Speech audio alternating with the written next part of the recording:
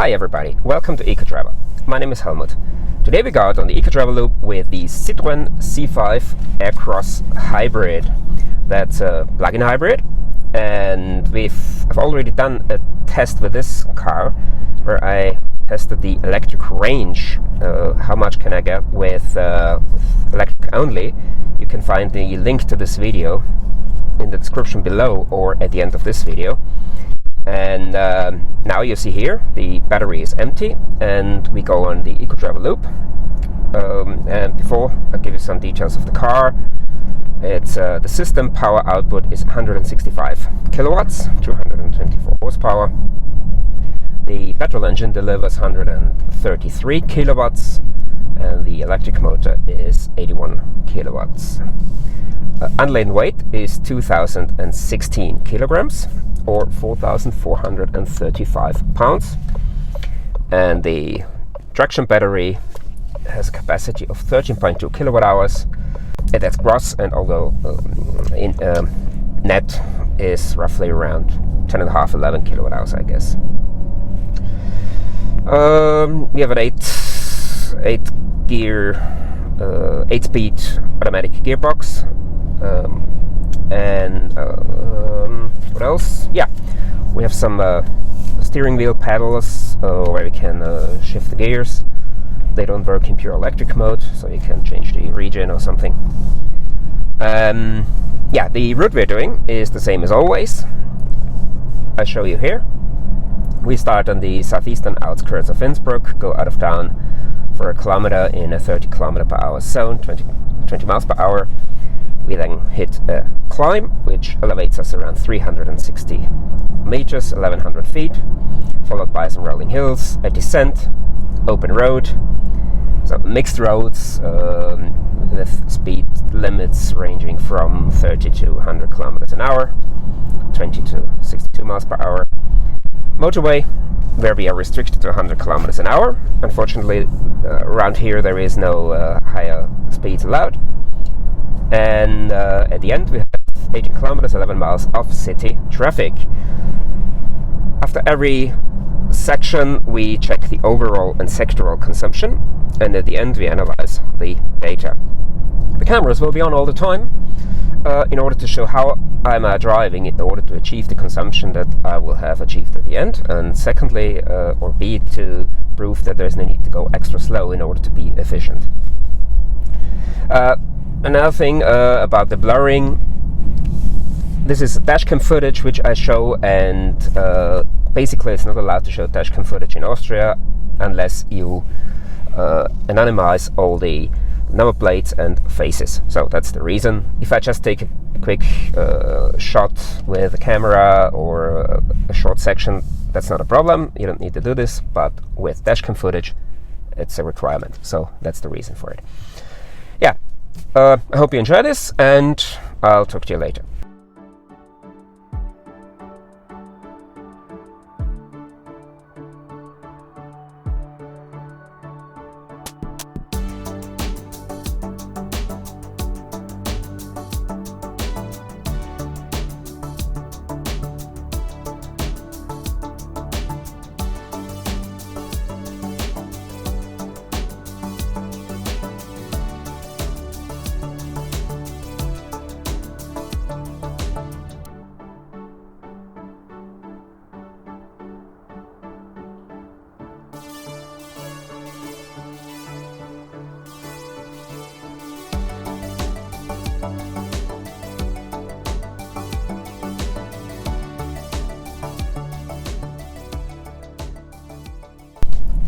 We're now coming to the end of the climb, and we see here 11.7 liters per 100 kilometers. One thing people often misunderstand when it comes to plug-in hybrids is when you start the trip with an empty battery, you have a higher consumption. That's normal because the hybrid system tries to get some energy, some base state of charge into the battery, and yes, this leads to a higher consumption the first couple of kilometers, but during the course of the trip this normalizes itself, and after a couple of kilometers you have a normal consumption, one that is representative for the drivetrain for the car. We're now coming onto the hills, and here it's important to make use of the change of the gradient. When it goes down, build up some momentum. When it goes up, try to maintain the speed at all cost, or even accelerate unless it's necessary for other reasons. And always try to make use of use the kinetic energy that you have built up, that is stored in the car, just like on a roller coaster.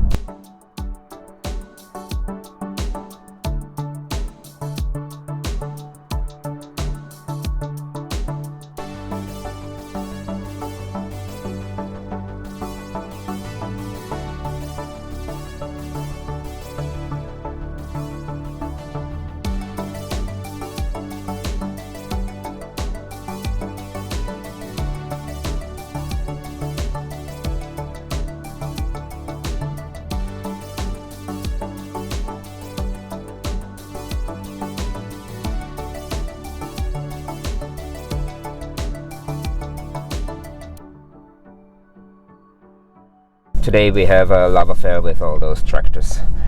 We're now coming to the end of the hills, and here we see 8.9 liters per 100 kilometers. We're now coming onto the descent, and on the descent there's one thing to keep in mind.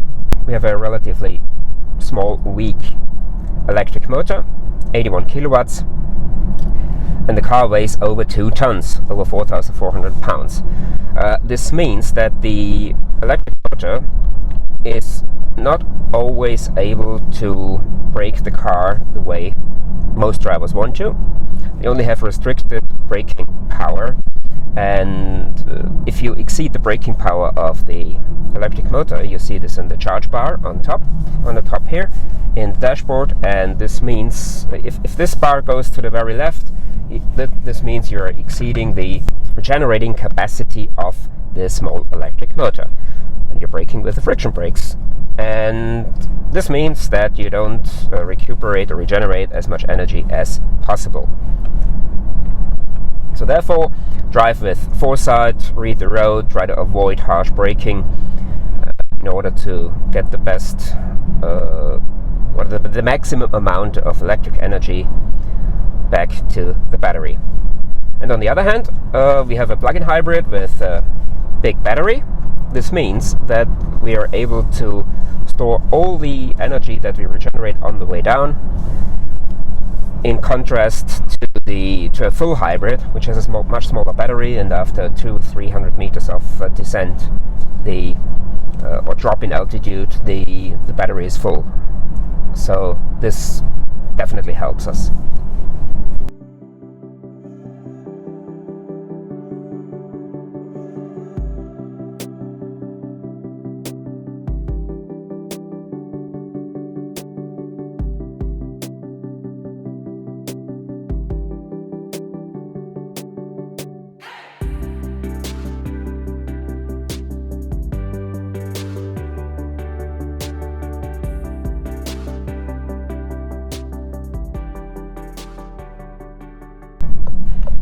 At the end of the descent, we see here 6.1 liters per 100 kilometers.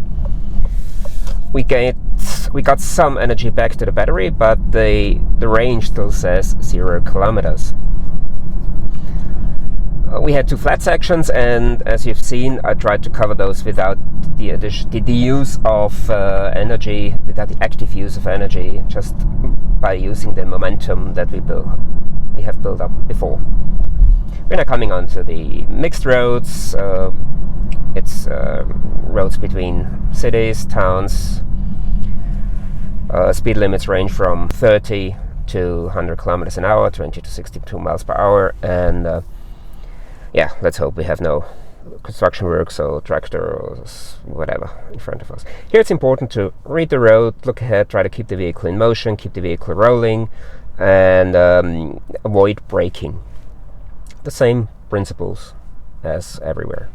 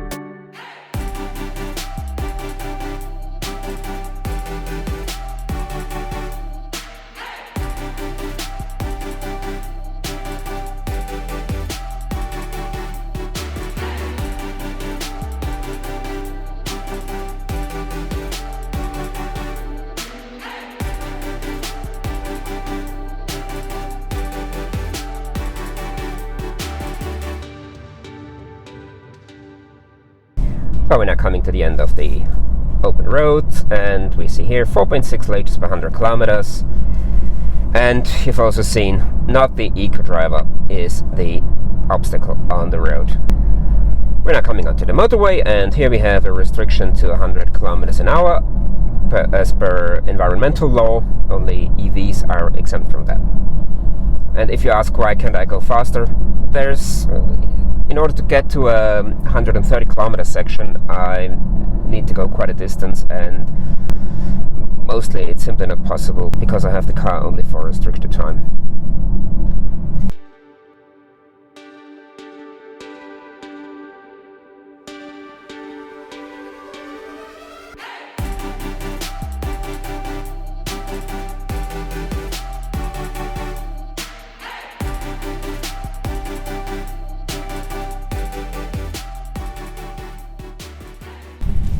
We're now coming to the end of the motorway, and we have 4.8 liters per 100 kilometers.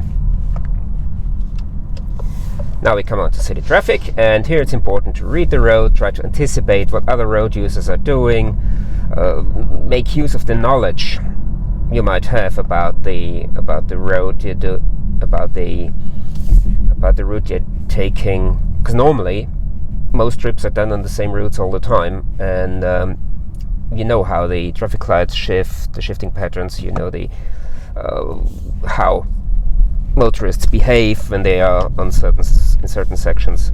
So make use of this knowledge.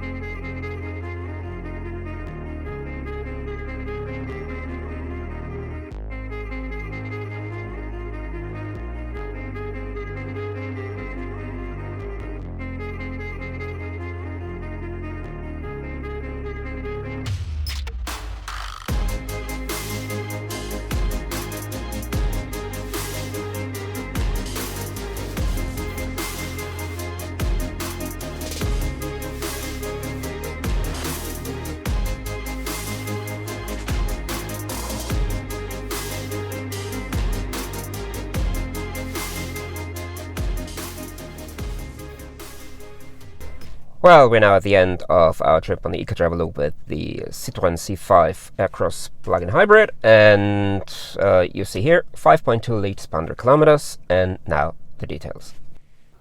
Well, 5.2 liters per 100 kilometers with the Citroen C5 Aircross hybrid with empty battery. It's not a world beater. Let's be clear about this. We have to know that the Stellantis hybrid drivetrains and it's basically same as the Volvo you see here. And yeah, cheap, that's Stellantis as well. It's basically a regular drivetrain with combustion engine, a gearbox, and an automatic gearbox, and the hybrid bit is just attached to it, and there's a split device which does basically all the intelligent things, the thinking, where does the energy go, where does it come from, plus the battery. And you cannot compare this kind of drivetrain with a hybrid drivetrain like from Toyota, the same you find in the Ford Kuga or Escape, and or with the one in the Renault Megane, which is a dedicated hybrid drivetrain. Is deliberately developed to be a hybrid drivetrain, and that's not the case here. And yeah, you see this in the pure hybrid consumption, but that's the reason that you don't find most of those cars as regular hybrids, because they don't give you such a big advantage like the ones I mentioned before, the Fords and Toyotas. So this only works well in terms of low consumption as a plug-in hybrid if you use the plug-in hybrid correctly. And how to use a plug-in hybrid correctly, the first condition is to know whether you can use it correctly, whether your driving profile, whether your distance of trips fits in with a plug-in hybrid, or is the right one for a plug-in hybrid. And that's one of the 5 tips I've mentioned in my video, my 5 tips about how to drive plug-in hybrids more efficiently, which you'll find here. And down here you'll find the range test, the electric range test, which I've done with this very car. And that's rather good. And if you take those two together, you have a very good, efficient car. Yeah, that's it for the Citroen C5 Aircross Hybrid. Thanks for watching. Take care. See you next time.